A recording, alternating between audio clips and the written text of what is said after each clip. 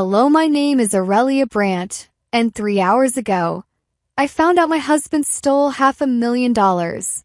With my sister's help, my hands are still shaking. My kitchen still smells like coffee and betrayal. In 10 minutes, he'll walk through that door like nothing happened, and I'll have to decide whether to scream or to start a war. I couldn't breathe. The air in the kitchen felt like it had thickened, every molecule weighing down on me, pressing in from all sides. I stared at the bank statement in my hands, the numbers on the page bleeding together. I had to blink twice to focus, but it didn't change what I saw. $500,000. A wire transfer, not just to any account, but to Callista's. Callista, my sister, my own blood. I felt my pulse slow, my heart turning cold. The kitchen was bright with late afternoon sun, the kind of light that made everything seem warm and safe. It was a cruel joke. There was nothing warm here anymore, just emptiness. I let the paper fall from my hands and picked up my phone. The screen lit up, but there was no signal. No way to call anyone.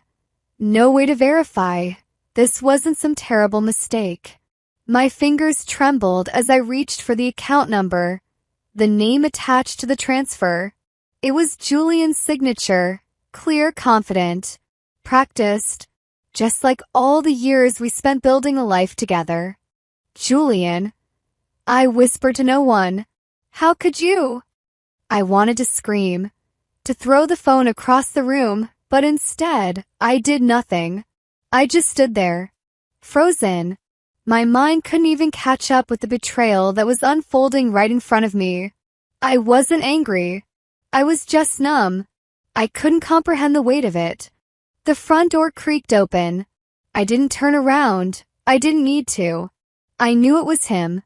Julian stepped inside, dropping his keys on the counter with a casual clink. He didn't even notice the tension in the room. He walked toward the kitchen, his steps echoing like they always did. But now, each one sounded like a drumbeat, growing louder and louder, until it was all I could hear. He wasn't fazed. Not in the least. As if he'd done nothing wrong. We need to talk, he said, as if we were going to discuss something mundane. The weight of those words sank into me like lead. His words were almost rehearsed, as though he had been practicing them in front of a mirror. I wanted to ask, what did you do? But instead, I stood still, staring at him. I've decided to move forward with full custody, he continued. It's better for Sarah. Stability, you know. Stability? Stability?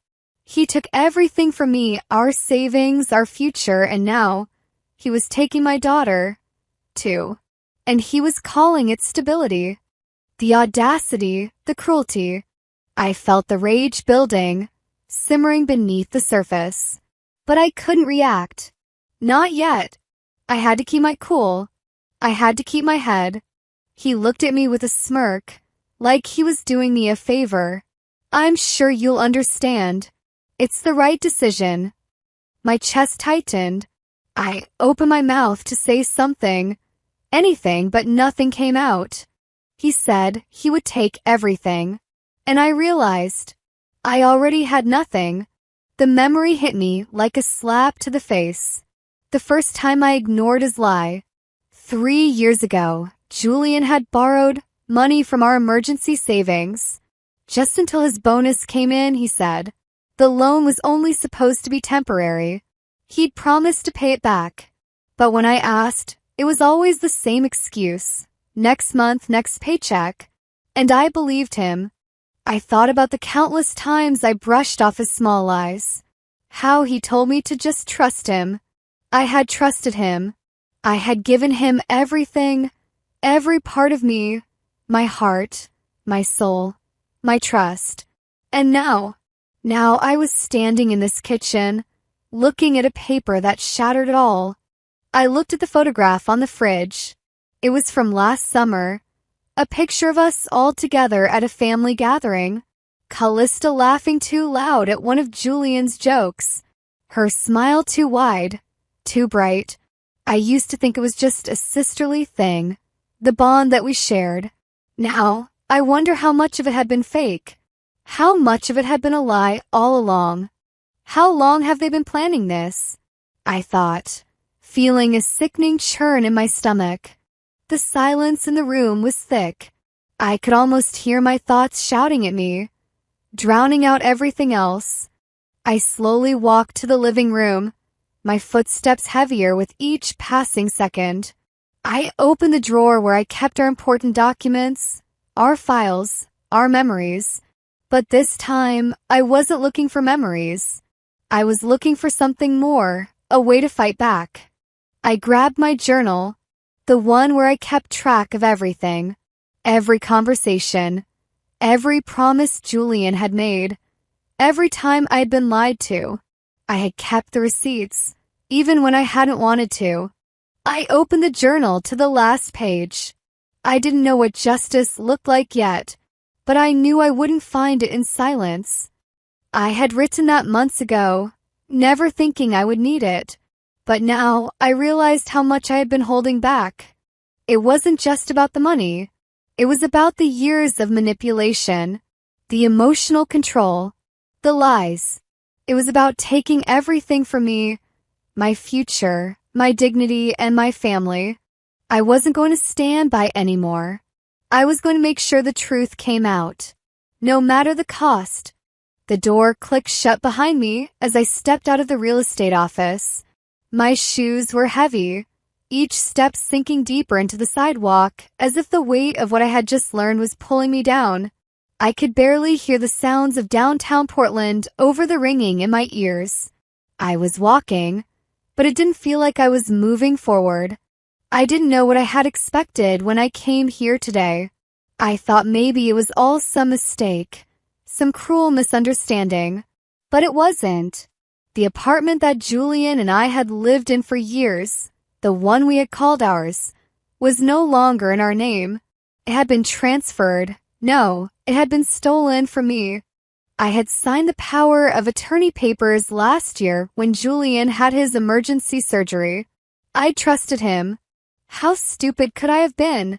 How could I have missed the signs when all the pieces were right there, staring me in the face? I don't even remember walking to the car. I don't remember when I reached for the keys in my bag. But I was suddenly inside, sitting behind the wheel of my old sedan, the engine idling in the quiet street. Everything was spinning. I felt dizzy. The streetlights outside blurred together, their pale yellow light filtering through the windshield. But it didn't provide any comfort. The only thing that did provide clarity was the sharp pain in my chest. The realization that Julian had used my trust against me was slowly sinking in, a slow-moving tide that threatened to drown me.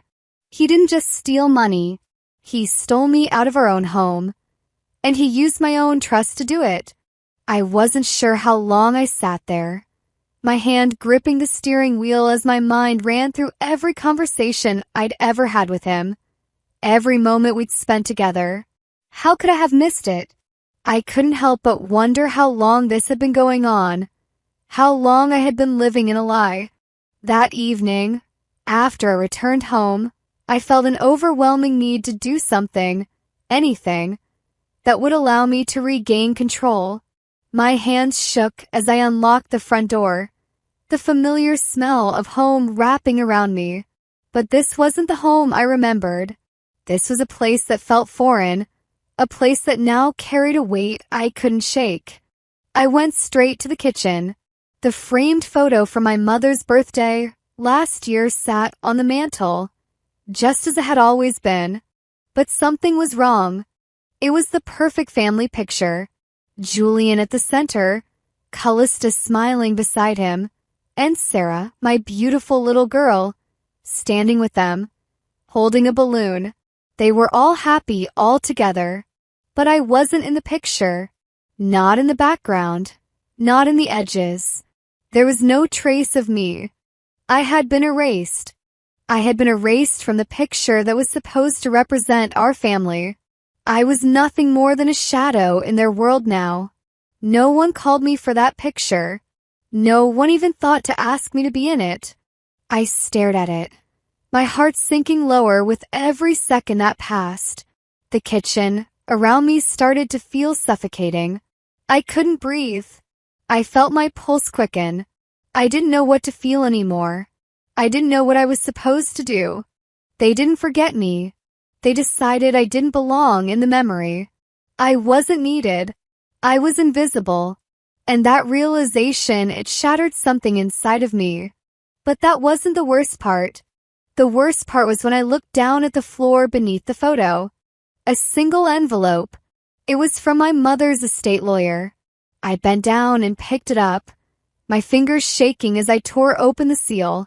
Inside was a single page, a formal letter stating that the property I had inherited, the one that was supposed to be mine, had been transferred to Callista. The cold hit me harder than I expected. Callista had taken everything. She had taken what was mine. My family, my place, my future. My mind raced as I tried to piece everything together. How long had she been planning this? Had she always been plotting behind my back, pretending to be my support, when all along she was waiting for the right moment to strike? And then I remembered something. Last year, when Julian had surgery, I had been so tired, so worn out from everything that had been happening in our lives. I didn't even think twice when I signed the papers he had brought to me. I trusted him, and now I had been stripped of everything. I didn't cry. I couldn't, but inside, it felt like I was falling apart, piece by piece. I couldn't even stay in the house anymore. I had to get out, had to find a way to clear my head. I grabbed my keys and walked out the door, stepping into the cool night air. The streets of Portland were quieter now, the sounds of the day having faded away with the setting sun. I drove aimlessly. I needed space. I needed to think. But the thoughts were relentless. They kept crashing in on me. 1,000 different memories, 1,000 different questions. How did this happen?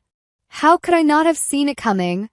I found myself driving to the nearest FedEx drop box. I didn't know why I was here, but I pulled over and parked. My hands were steady now as I grabbed my journal from the passenger seat. I began to write. The words came slow, but I forced myself to continue. The words weren't for anyone else. They were for me, for my sanity, for my voice. I wrote down everything I had seen, everything I had missed, every lie, every time I had let myself believe Julian's promises. They could cast me out of the pictures, but they couldn't erase what I remembered. I didn't know what I was going to do next, but I knew I wasn't going to let them take this from me. I wasn't going to let them erase me. Not now. Not ever again. The car's engine hummed steadily beneath me, the noise almost soothing as I pulled out of the school parking lot. Sarah was chatting away in the back seat, but I couldn't hear her. All I could hear was the sound of my own thoughts, swirling, crashing like waves in my head. My grip on the steering wheel tightened, knuckles pressing white against the black leather. The words she had said, so casually, so sweetly, echoed in my ears. Mommy too says she's getting me new dance shoes. Mommy too. Callista, my sister, the woman who had been slowly replacing me in my daughter's life, erasing my presence in the most subtle of ways. At first, it was little things, helping Sarah with homework, bringing her ice cream, showing up for every recital and school event when I couldn't. But today, it had crossed the line. Mommy too. That's how it starts. First with the sweet things, the gifts, the kindness. But I knew where it would end. With me fading into the background, a ghost in my own daughter's life. I gripped the wheel harder, trying to hold it together. I wasn't angry yet, No, anger wasn't the right word. I was hurt. Hurt in a way I didn't know how to process. How could she do this to me? How could she take my place so easily? How long had Julian and Callista been plotting this? I couldn't even bring myself to ask. The answer was in her words. It was in her casual dismissal of me. Sarah, blissfully unaware of the war raging in my mind, giggled from the back seat. Can I sleep over at Auntie's again tonight? My stomach lurched. The quietest storm had started, and I wasn't sure if I could ride it out anymore. My heart hurt for her. I loved her so much, but I couldn't protect her from this. I couldn't stop her from getting pulled into this tangled web they were weaving. I didn't say anything. I just nodded and drove. The streetlights flickered on as I turned down the familiar road toward home. But nothing felt familiar anymore. Nothing felt the same. Everything was slipping through my fingers, out of my control. When I got home, the house felt like a stranger's place. I parked the car in the driveway and sat there for a moment, staring at the darkened windows. The blinds were drawn, the lights were off, and yet I knew what was inside, what I would find. I walked inside, and there it was, another reminder that I didn't belong in the world I had built.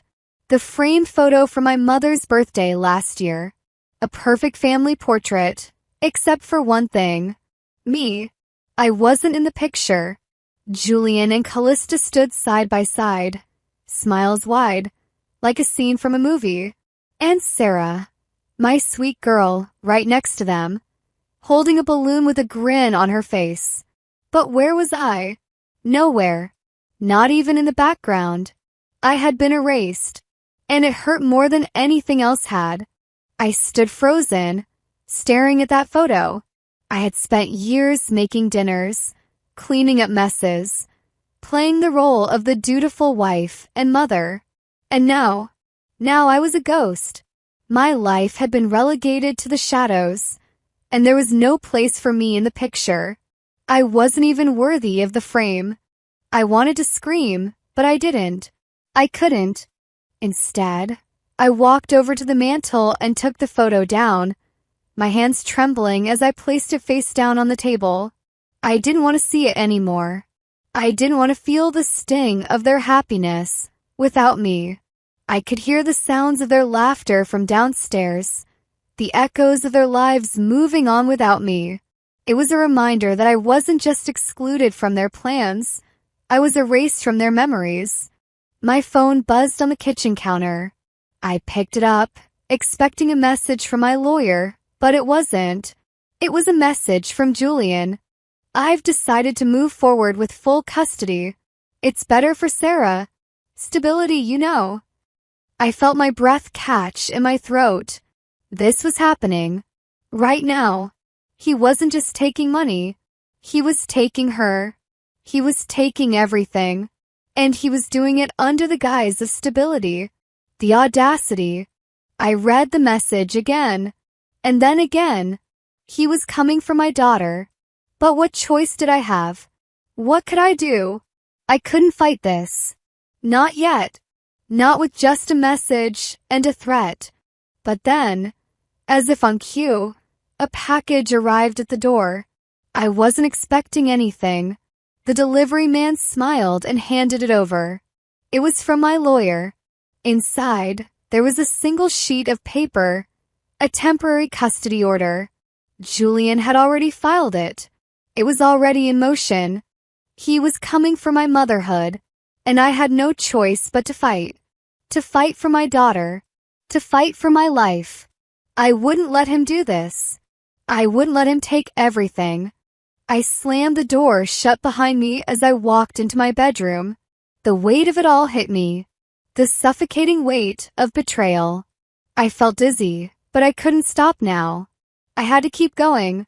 I opened the drawer and pulled out the black moleskine journal, the one I had used to write down everything. Every lie, every missed sign, every broken promise. It had all led to this. I grabbed a pen and started writing. Not for anyone else. For me. For my own sanity. The words came slow, but they came. I wrote everything I remembered. Every lie I had let myself ignore. Every promise I had believed without question. I wrote until the ink bled through the page. Until I had nothing left but the truth. I didn't know what was going to happen next. I didn't know what the future held. But I knew one thing. They could try to rewrite my life, but they couldn't erase what I remembered. The rain started falling harder as I sat at my desk, staring at the flickering light of my computer. The storm outside echoed my thoughts, heavy, unrelenting, and full of questions I didn't have answers to. I wasn't sure what I was looking for in the cluttered drawer in front of me, but I knew I had to keep searching. The sound of the rain against the window was soothing in a way, and the rhythmic tapping made me feel like I was caught in a strange, suspended moment, as if the world outside had stopped for a moment, just like me. Then I found it. A file, buried under a stack of old documents, a file that should have been long forgotten by now. It was labeled Family Trust, a title that I had never paid much attention to before. It seemed like something distant, something for after everything was settled, not something that had anything to do with the chaos that had been brewing in my life. I opened it carefully, the weight of the moment settling on my shoulders as I scanned the first page. The words were blurry at first, my mind still tangled in the mess of what I had just discovered about Julian and Callista. But then, the words came into focus, and the blood in my veins turned cold. It was a PDF titled will_original.pdf. I didn't need to read any further. I already knew what it meant. I opened the file, feeling my pulse quicken as the familiar handwriting appeared on the screen. My grandmother's signature was there, faint but clear, her hand shaking as she signed her name. I hadn't realized how much I missed her until this moment, how much I had taken for granted the way she had always been there. And then I saw it. The most important detail in the document. Aurelia Brandt was named as the sole heir. My breath caught in my throat. The document was dated 2 weeks before the version Julian and Callista had shown me. 2 weeks. That meant one thing. They had lied to me. They had forged the will, changing the name of the heir to Callista, convincing me that everything had been done according to my grandmother's wishes. They'd stolen from me, and I hadn't even known it.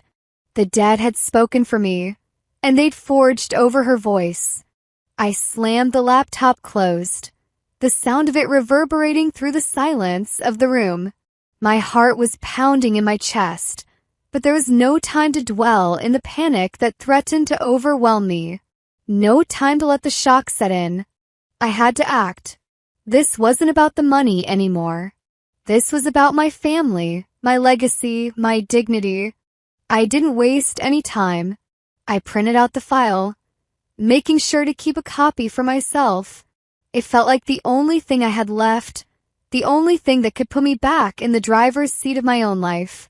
The only way to prove to Julian and Callista that I wasn't going down without a fight. I grabbed the copy and wrote a single line across the front page. You forged blood. Now face ink. My hand was steady as I wrote, my resolve hardening with every stroke. The injustice of it all was settling into me like a thick layer of concrete, and I knew exactly what I had to do. I didn't need to scream. I didn't need to break down.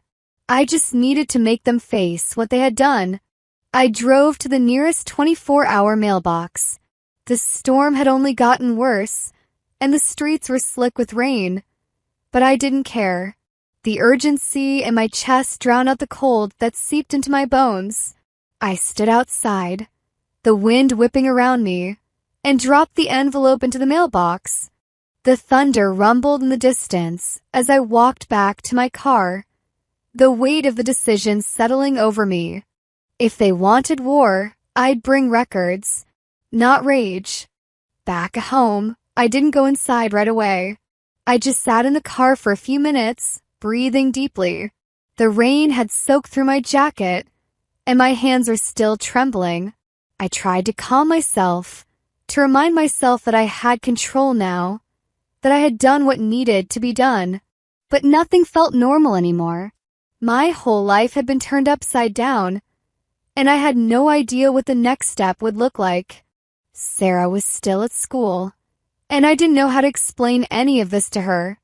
How could I explain something so complicated, so devastating, to a child who deserved better than all this?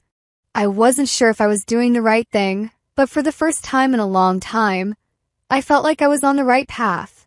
This wasn't just about taking back what was mine. This was about protecting my future, my daughter's future. I wasn't going to let them destroy what was left of my family. I couldn't. Later that night, when Sarah came home, I could see the worry in her eyes. She was quiet, and that wasn't like her.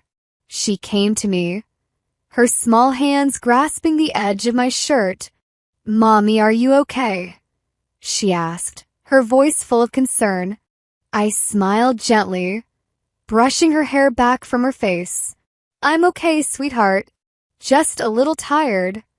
She nodded, not entirely convinced, but she let it go. For now, I wasn't sure how long I could keep this up, keep this lie going, but for tonight I could. As I tucked her into bed, I whispered the words I hadn't said in so long. "I love you, Sarah. Always and forever." And for the first time in weeks, I finally felt like I was starting to rebuild the life that had been taken from me. I wasn't expecting to hear from him, not after everything. But there it was, a text from Lyle. The message was short, cryptic, and weighed heavy in my gut. "There are things you should know." I couldn't even bring myself to delete it. Lyle was one of Julian's old colleagues. He'd been around when everything was starting to fall apart, and though I hadn't spoken to him in over a year, I knew his name well. He was the kind of person who didn't pull punches, who would tell you things you didn't want to hear, no matter how badly it hurt. And right now, that's exactly what I needed. I grabbed my jacket and headed out. The rain had started to come down harder, drenching the streets and making everything feel even more dismal. I drove to the cafe, the one I used to go to for quiet afternoons with a book in my hands, before the chaos began. It felt like an eternity ago. Lyle was sitting in the corner booth, stirring his coffee absent-mindedly. His face was drawn, tired, but his eyes still had that sharpness that I remembered, the one that made you feel like he could see right through you. He didn't speak when I sat down. He just slid his phone across the table. The screen lit up with a voicemail. I stared at it for a moment before pressing play. Julian's voice came through, smooth, confident. "She won't fight. She folds. Give her time. She'll disappear, just like always." I felt the words hit me like a physical blow. I had known it, had felt it in my gut all along. But hearing Julian's cold and calculated words, felt like my insides were being torn apart. I didn't even react at first. I just sat there, staring at the phone, the hum of the cafe filling the silence between us. Lyle watched me, waiting for something, I wasn't sure what. Finally, I took a breath and said, "So that's it, huh?" He was just waiting for me to fold. Lyle nodded, his face grim.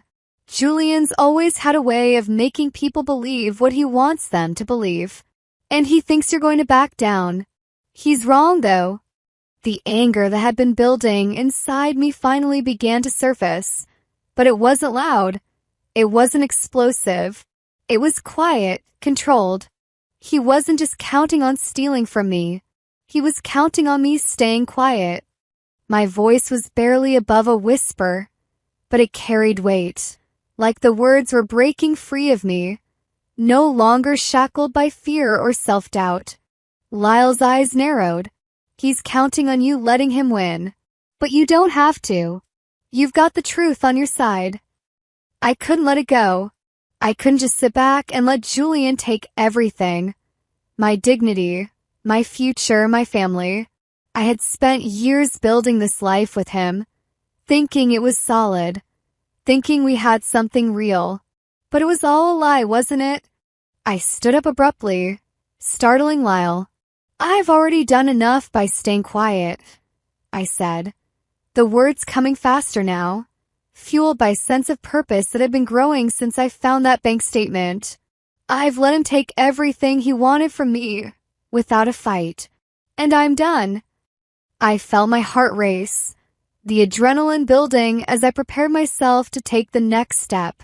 The next step was going to be the hardest one. That night, after I left the cafe, I went straight home and started to gather everything. The evidence, the receipts, the documents that would prove the truth of what had happened. I had been letting this go on for too long, hoping that somehow it would fix itself. But I knew better now. If I wanted to take back my life, I needed to fight for it. I couldn't just let Julian keep rewriting our story, keep making me the villain. I had been silenced for too long, but no more. I logged into my email, my fingers moving quickly over the keyboard. I found the file I had saved earlier, the documents from Julian's offshore accounts, the hidden bankruptcy files, Callista's name appearing on multiple records. The truth was there, and I had it all in my hands. I printed the files, carefully gathering each page and placing them in an envelope. My hands were steady as I placed the envelope in my bag. Tomorrow, I would drop it off at my lawyer's office. Tomorrow, the world would know what Julian and Callista had done. I thought about Sarah as I sat there, the weight of the envelope pressing down on my lap. She had no idea what was coming. She didn't deserve any of this, any of the mess that Julian had created. But I wasn't going to let him destroy her future too. I wouldn't let him take her from me. I sat there for a while, thinking about what I was about to do. This wasn't just about revenge. This wasn't just about the money. It was about justice, about taking back what was mine. And I wasn't going to stop. Not now. Not ever again. The courthouse was quieter than I expected. The sterile, gray walls stood as a silent witness to the endless battles fought in that room. I had walked in alone. No entourage. No applause. Just me. My folder full of documents, and the cold air of a place where people's futures were decided with a gavel and a signature. Julian sat 2 rows ahead of me, a perfect picture of confidence. His suit was crisp, his hair neatly combed. Callista was beside him, her lips painted the color of a fresh bruise. Her face tilted slightly as she whispered something into Julian's ear. Probably another one of her sweet nothings, trying to keep his spirits high while the storm brewed around him. But this wasn't a play, and I wasn't an audience member. This was real life, and the stakes were far higher than anything either of them had prepared for. I took a deep breath, feeling the familiar twinge of nerves claw at my stomach. But I pushed it away. I wasn't here for drama. I wasn't here to get caught up in their game. I was here for one thing, justice. The doors to the courtroom opened, and we were called in. The judge was already seated, his gavel in hand, and I knew this was it, the beginning of the end. I took my seat, setting my folder down in front of me. My hands were steady, my movements deliberate. I couldn't let them see the storm swirling beneath my calm exterior. I was going to take control of this room, just like I was about to take control of my life again. The hearing began in the usual way, the judge reviewing the paperwork, giving us a quick rundown of what was to be expected. Julian's lawyer was the first to speak, his voice smooth, rehearsed. His words meant to lull everyone into believing his side of the story. But as he spoke, I knew the truth was coming. It wasn't hidden in the lines of legal jargon. It was buried in the very documents they had submitted, the lies they had told to get this far. When it was my turn to speak, I stood and placed my folder on the table. I wasn't going to let them see me sweat. I wasn't going to show them a single ounce of weakness. I watched as Julian turned toward me, a smug smile playing at the edges of his lips. He thought he had already won. He thought this was all a formality, but I knew what he didn't. I had the one thing that could unravel everything they had worked so hard to build. The motion was filed, the psychiatric report they had presented as proof that I was emotionally unstable, an excuse to get me out of the picture. It was based on a therapy session from 6 years ago, a session that had nothing to do with what they were claiming. I stood up and held my ground. "Your Honor," I said, my voice even, steady, but with a firmness that felt foreign but necessary. "I am not unstable. I am not emotionally volatile. What I am is a mother who was blindsided by a betrayal that goes back further than this case. And I have proof." I placed the file on the table, slid it toward the judge, and waited for the silence to fill the room. Julian's eyes widened slightly as he saw the documents. He knew what was coming, and he knew it wasn't going to be pretty. The room went quiet as I watched the judge flip through the pages. The sound of the pages turning was almost deafening in the stillness. Julian's lawyer stood up, ready to object, but the judge waved him down. The judge read aloud from the papers, a letter from Julian to Callista, discussing how to get me out of the picture for good. There was no denying it now. The lies had been exposed. The mask had slipped, and the man who had once been the love of my life was now the very definition of the enemy. And then there it was, the psychiatric report. They had used it to manipulate the court. But it was clear now, after the evidence was laid out in front of them, that they had used it to control me, to make me out to be something I wasn't. The report didn't show what they said it did. It was nothing more than a tool of manipulation.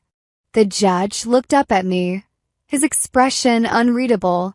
"Is this the truth?" he asked. I nodded. "Yes, Your Honor. Everything I've said is the truth." As the proceedings continued, I felt a shift in the air. The weight that had been pressing down on me for so long was starting to lift. But it wasn't over yet. Not by a long shot. It was time to bring out the final piece of evidence, the thing that would end this once and for all. I signaled to my lawyer, who walked over and handed the judge a sealed envelope. He opened it, and the video began to play. There was Callista, standing in front of a closed door, speaking softly but clearly to Sarah. "Say Mommy cries too much," she coached. "Say you want to live with Daddy. Smile when you say it." The room went silent. I could feel the eyes of the courtroom on me, but I didn't flinch. I didn't move. I just watched the betrayal unfold on screen. And for a moment, it was as though I was outside my own body, detached, watching everything fall into place. My daughter, the one thing I had fought so hard to protect, she had been manipulated, used as a pawn in a game that wasn't hers to play. Julian's face paled as the video played. Callista shifted uncomfortably in her seat, her eyes flicking nervously between the judge and the screen. And in that moment, I knew I had won. Not just for me, but for Sarah. They had weaponized my child. And now, I had handed the court a loaded truth. The silence after the video ended wasn't just thick, it was suffocating. It wrapped around every corner of the courtroom, pressing against the walls, the ceiling, my ribcage. For a long moment, no one moved. No one coughed. No one breathed. It was as though the truth had sucked the air out of the room. It had taken less than 2 minutes. Just a short clip, played from a simple USB drive, connected to the court's projector. But those 2 minutes changed everything. I didn't need to look at Julian. I didn't want to, but I could feel him across the room, shrinking into his chair like a balloon slowly losing air. I already knew the look on his face. I had seen it once before, when we were newly married and he realized an entire investment plan had gone sideways. Back then, his face held panic, embarrassment, something almost boyish in its vulnerability. But now it was different. This wasn't panic. It was devastation, shame wrapped in dread. Because this time, it wasn't just numbers, it was his character that had collapsed. It was fatherhood, trust, and public image, all laid bare. The video was damning, not just because of what Callista said in it, but because of who she said it in front of. Sarah, our daughter, sitting on the couch, swinging her legs, while Callista coached her on what to say to the court-appointed mediator. Don't say mommy yells. Say she forgets to pack lunch. Say she's sad too much. Say you're scared to sleep there. Calculated manipulation, using a child's innocence like currency. Every word cut deeper than the last. The judge blinked hard and tapped his gavel. Recess. 30 minutes. I didn't move at first. The moment felt too big. I could hear the murmurs starting behind me, gasps, whispers, even a sharp, "What kind of mother does that?" from someone I didn't recognize.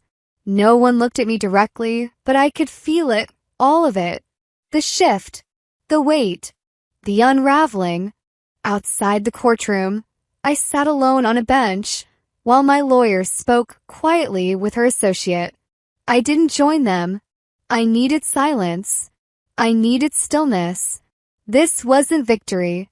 Not yet. But it was the beginning of truth taking root. 2 days later, I found myself in Ines' office. The air smelled like peppermint and printer toner. She sat across from me, back straight, the manila envelope unopened between us.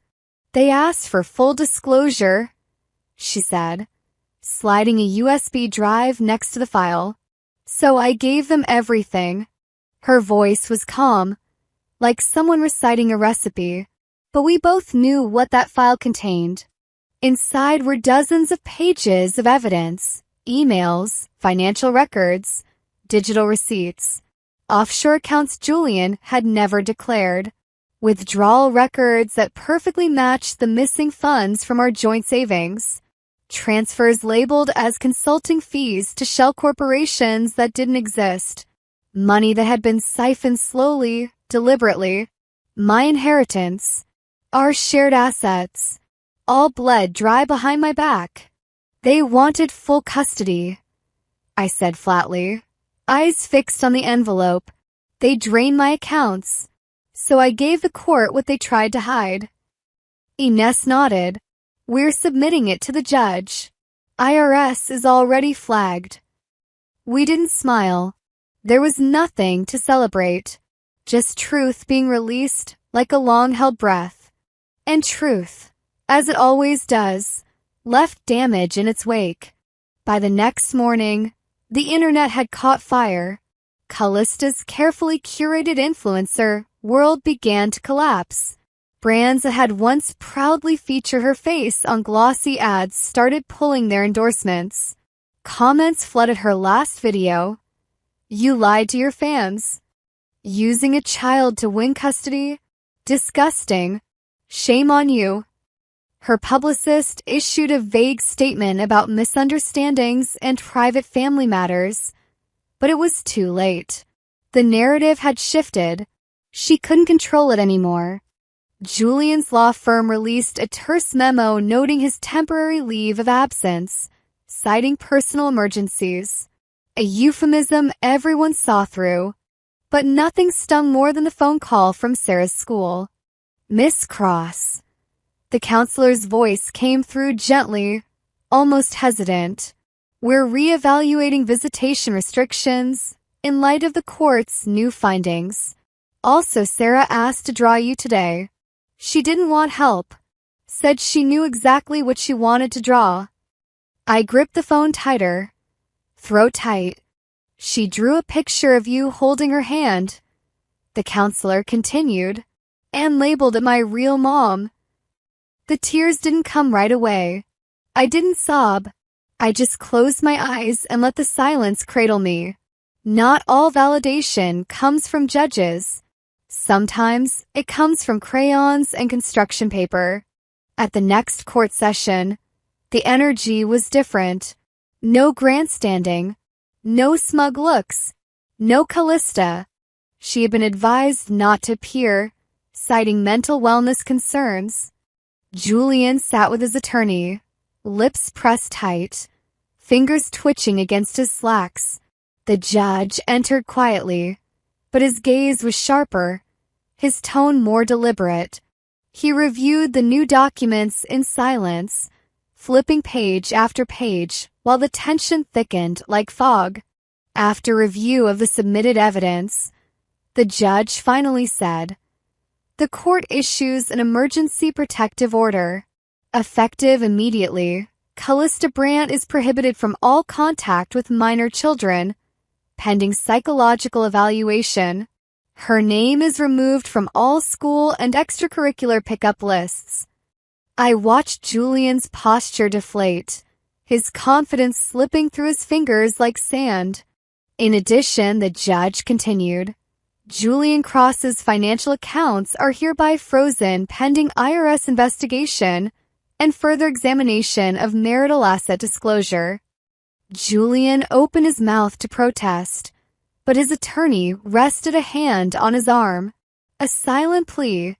"Don't make it worse." I didn't move. I didn't gloat. I didn't even blink. I just sat still as the court recorded every word, every ruling, every correction of the record they tried so hard to write without me. No vengeance. No performance. Just truth, cutting deeper than any show they'd ever staged. And for once, I didn't have to say a word. The truth spoke for itself. The courthouse lights hummed faintly, the kind of sterile sound that fills the air when the world feels suspended. The papers had been signed.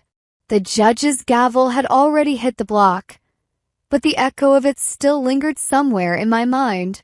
The ink had dried. The truth had been recorded, and yet I couldn't breathe just yet. That night, I sat at my desk, the room dimly lit by a single lamp. The documents for tomorrow's final hearing were spread across the table like pieces of my life. Every receipt, every message, every photograph that once meant love but had turned into evidence. I traced my fingers along the edges of the pages, the paper rough beneath my skin. My phone vibrated beside me. I hesitated before picking it up. "Sarah," the screen read. My heart caught. It was past midnight. I answered quickly, my voice soft. "Sweetheart, what's wrong?" For a moment, I only heard her breathing. Then quietly, she said, "Mom, I found your pictures." I frowned. "What pictures?" "The ones on your computer. The ones where you and Daddy were happy." Her voice trembled. I read the messages too. I wanted to know why everything changed. My throat tightened. "Sarah, you shouldn't." "I need to," she interrupted. Her voice was fragile, but steady. "Aunt Callista told me things. She said you left because you didn't love us anymore. But in those pictures, you look like you did." The air seemed to leave the room. I pressed my hand against my chest, feeling my heartbeat quicken beneath my palm. "I do, Sarah. I always did," I whispered. "I never stopped." She was silent for a long moment. Then, in a voice so small I could barely hear it, she said, "They told me to say bad things about you. They said if I did, we'd all be together again." The world seemed to tilt. I closed my eyes, holding back tears. My daughter, my own child, had been turned into a messenger for their lies. "It's okay, baby," I said softly. "You don't have to explain." "But I wanted to," she replied. "I didn't know what was true anymore. But now I do." Her words broke something inside me and mended it all at once. I wanted to hold her, to promise her that everything would be okay. But all I could do was whisper, "I know what the truth is. But now so do you." When the call ended, I sat there for a long while, staring at the quiet phone screen. The house was silent except for the sound of rain against the window. Tomorrow wasn't just another hearing. It was the end. The moment everything would either crumble or finally stand. The next morning, I stood in front of the courthouse mirror, smoothing down my blazer. The woman staring back at me didn't look like the one who had once cried quietly in the dark. Her eyes were sharper now, her shoulders straighter. Julian and Callista were already seated when I entered the courtroom. Callista's eyes avoided mine. Julian's didn't. He smirked, but there was something brittle behind it.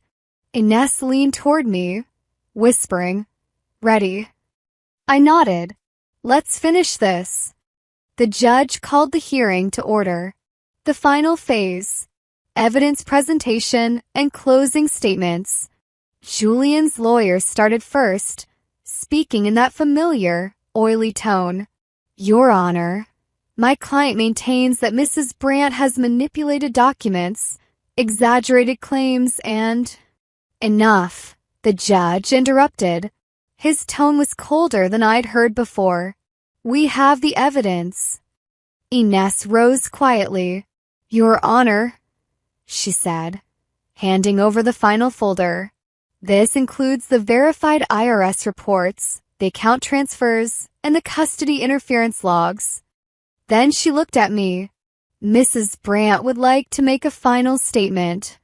I stood, my palms resting on the table, steady and sure.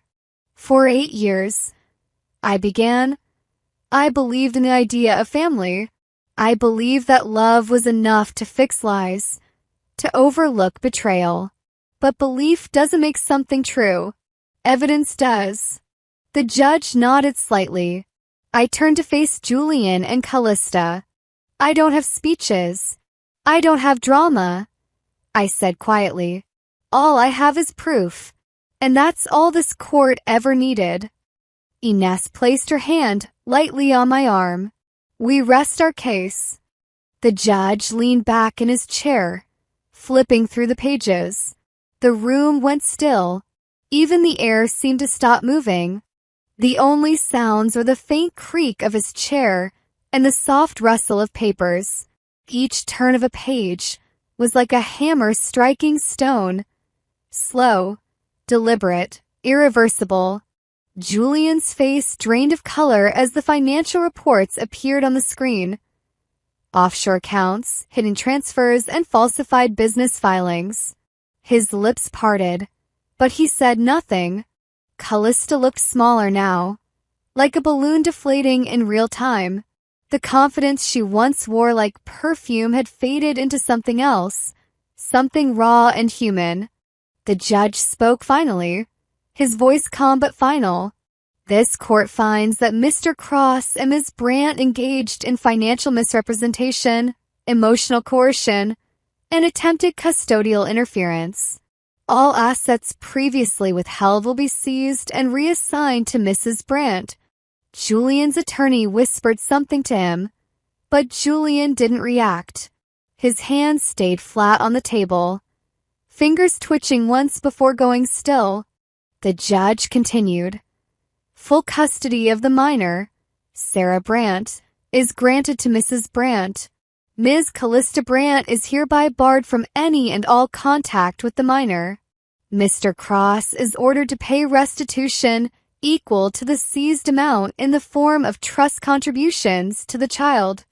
The courtroom was silent again. Then the sound of the gavel. Final. Absolute. Outside the courthouse, the air felt cleaner. I stood on the steps, the sunlight breaking through the morning haze. Ines squeezed my shoulder gently. You did it, she said. I smiled faintly. We did it. No, she corrected. You survived it. I laughed quietly. The sound strange in my own ears. Surviving's enough. As I walked toward my car, I saw Julian and Callista at a distance. He was talking to his lawyer, his expression blank. She stood beside him, tears streaking down her face, her designer bag slipping from her arm. They looked like strangers to each other, like actors whose scene had finally ended. I didn't stop walking. When I got into my car, I turned the key, the engine humming softly. For the first time in months, I didn't feel the knot in my stomach. I didn't feel the weight on my chest. Just air. Light, clean air. Driving home, I rolled down the window. The wind tangled through my hair. The world outside was still imperfect, still broken, but it was mine again. The fight was over. The battle was won. And for the first time, I felt whole again. I left the courthouse without turning back. No headlines, no reporters, just the sound of my heels tapping against the concrete and the air finally moving through my lungs like it belonged there again. Not heavy, not borrowed, just mine. A few weeks passed, the kind that blend together when your life has stopped spinning and finally starts turning again, slowly and silently, like a wind-up clock you forgot was ticking. There were no more papers to sign, no hearings to prepare for, no cross-examinations waiting to catch me in a stumble. The war was over. But healing doesn't arrive in silence. It arrives in the life that follows. I was asked to speak at a community forum, women's legal rights, family court realities. I hesitated. Public speaking had never been my thing. Not before, not during, not even now. But I said yes. Not because I wanted the attention, but because I knew what it was like to feel voiceless. And maybe someone in that audience needed to hear that survival wasn't just possible. It was a quiet kind of powerful. I wore black slacks and a cream blouse. No designer heels, no mascara. Just me. The version of myself that didn't need decoration to be worthy of being seen. The folding chairs were filled with strangers, but I saw something familiar in their eyes. The way they held their notebooks, the way some of them avoided eye contact, as if looking too closely might unravel them. I had been that woman. I stepped to the microphone, adjusted it slightly, and began. I didn't come here today to talk about how to win, I said softly, because for a long time I didn't. I looked down, then back up again, steady. I let people define me. I let silence take the place of truth. I let fear speak louder than my own voice. And then one day I realized I wasn't erased because I was weak. I was erased because I was dangerous to people who needed control. The room was still. I want to tell you something I wish someone had told me. I continued. Justice isn't loud. It's not about the headlines or the courtroom victories. It's steady. It's relentless. It's deeply personal. Some women nodded. One dabbed her eyes with a tissue. You don't need to scream to be heard, I said, my voice steady now. You just need to stand. And sometimes standing is enough. After the event, I drove home. The road was familiar now, not haunted.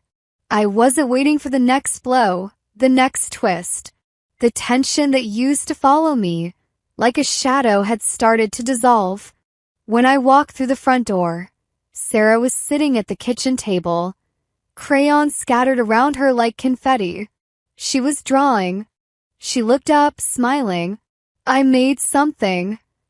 I sat beside her. She held up the picture. A drawing of two people standing under a tree. One tall, one small, both smiling. This is you and me, she said. And we're okay now. I couldn't speak for a moment. My hand reached for hers, warm and firm. The past was still there, behind us. But it didn't define us. "I'm sorry, Mommy," she said. "I should have told you sooner. I just didn't know what was right." I brushed a strand of hair behind her ear. "You do now. That's what matters." The house didn't feel like a battlefield anymore. It felt like something new. Not perfect, but closer to whole. I didn't need to be perfect. I just needed to be whole. That night, after Sarah went to bed, I stood in front of the bathroom mirror. My reflection met my gaze without flinching.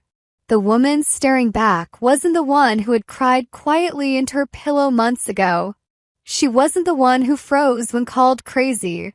She wasn't the one who folded. She was steady, scarred, and still standing. My phone rang. I didn't recognize the number at first, but I answered anyway. "Hi." My mother's voice came through tentative. I just wanted to check on you. No drama. Just checking." There was silence between us. Not angry or bitter. Just silence full of things too complicated to unravel in one phone call. "I'm okay," I replied. "Sarah's okay. That's what matters." She didn't argue. She didn't apologize. But maybe, for now, that was enough. We said goodbye without promises. No holidays mentioned. No plans made. Just the soft thud of an old door creaking open. Slightly. Later, as I crawled into bed, I pulled the quilt over my shoulders and let my body settle into the quiet. Julian's name didn't echo in this house anymore. It was just a word now, not a weight. The chapter was closed, not with hatred or anger, but with the knowledge that I was free to live on my own terms. Sometimes, the hardest battles aren't won in court, but in the quiet moments after, when you choose not to carry the pain forward. What about you? Have you ever been written out of your own story and had to fight your way back in? If this story resonated with you, don't forget to subscribe. More real stories, more truth, more quiet strength coming soon.